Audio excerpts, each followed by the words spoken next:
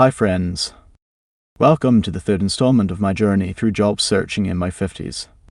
I have been at it for the last 8 months and have, to date, had 4 interviews and 7 phone calls. I am 57 years old and have had a long career in the IT industry. In that time I have worked in many facets and have been involved in some great projects, some not so great, however they were all rewarding in one way or another. Since my last job ended, I have been on a journey to find the next project. The next career location to call home for as long as needed. However, this is as far as my journey has progressed. I am on a yellow brick road looking out onto a wasteland. A place where I see, as far as the eye can see, signs that say we don't know what we're looking for, or we are looking for 2 or 3 positions put together with no extra compensation, or we are looking for someone that has a master's degree and 40 certifications for a mid-tier job. When placing an ad for a candidate, these companies will cram together roles as if piling fruit on a dinner plate. Scooping a little development, a little information security, a little operations, a little network engineering, a little compliance, a little vendor management, etc., then calling this position Information Security Officer or Senior Network Engineer or Senior Systems Administrator. The best one I have read was from Indeed.com itself.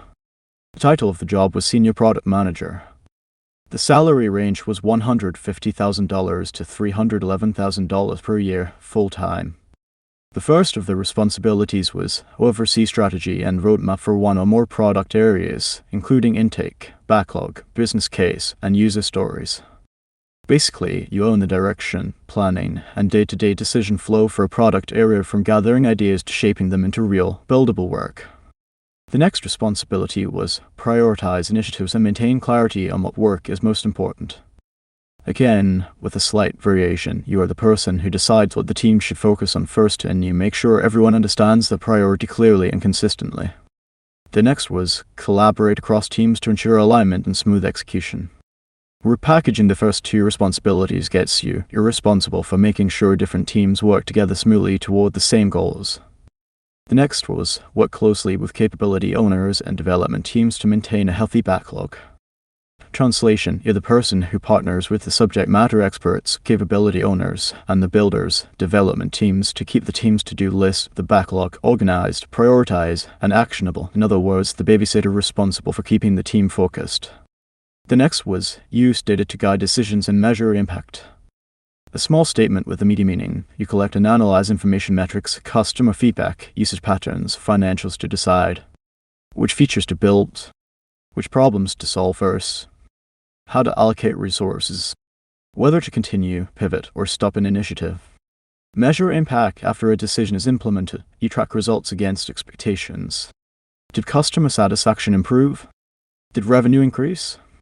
Did adoption grow? Did cost decrease? This closes the loop. You don't just act, you verify whether the action delivered value. The last listed responsibility was summarize and present complex information, issues, processes, and options clearly to leadership, team members, and other groups.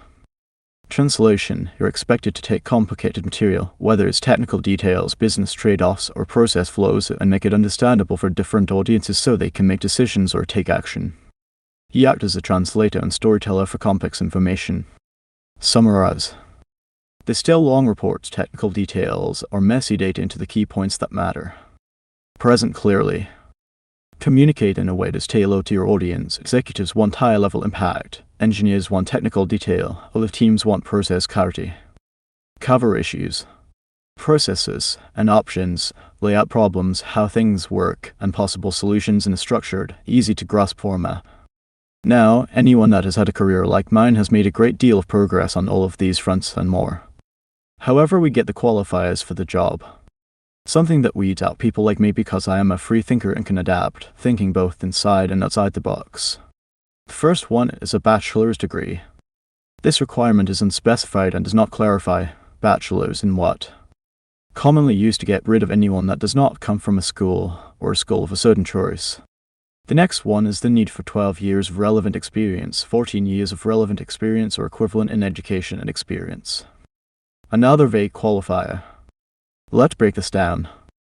Purpose of the requirement. Baseline qualification. Ensures candidates have a minimum level of education or experience before being considered. Weeding out applicants. helps recruiters quickly eliminate resumes that don't meet the threshold. Consistency provides a standard benchmark across applicants so hiring managers aren't flooded with underqualified candidates. This is what the outward intended purpose is for these requirements. How companies apply it. Automated screening, applicant tracking systems, ATS scan resume for degree keywords and years of experience. If you don't match, your resume may never reach a human. Recruiter review, recruiters use the requirement as a checklist. If you fall short, you are less likely to be advanced. Flexibility clause or equivalent, this gives companies wiggle room to consider strong candidates without the exact degree but with extensive experience. It's a way to appear to keep the door open while still filtering most applicants. What it really means. Bachelor's plus 12 years. Equals standard path degree plus long career. 14 years experience with that degree. Equals alternative path proven track record compensates for missing degree. Equivalent mix. Is for candidates with advanced degrees e.g. Masters plus fewer years or unique experience. In plain English. It's a gatekeeping tool. They want to reduce the applicant pool to people with either degree plus long experience or very long track record without the degree. The rest of the requirements are as follows. Core experience, product management in collaboration or workflow automation with measured outcomes. Proven results, demonstrated delivery of measurable value and improved outcomes across multiple launches. Technical fluency, working knowledge of platform workflow building blocks e.g. triggers, actions, bots and artificial intelligence products, large language model digests, AI rank notifications, conversational workflows. Leadership, influence architects and executives, improve product development lifecycle practices. Adaptability, thrive amid ambiguity, adjust plans quickly, keep teams focused on outcomes. Rough feature insulated, a product-driven leader who combines technical fluency with strategic vision, proven delivery, and the ability to adapt and guide teams toward measurable success. Salary range transparency. Tier 1.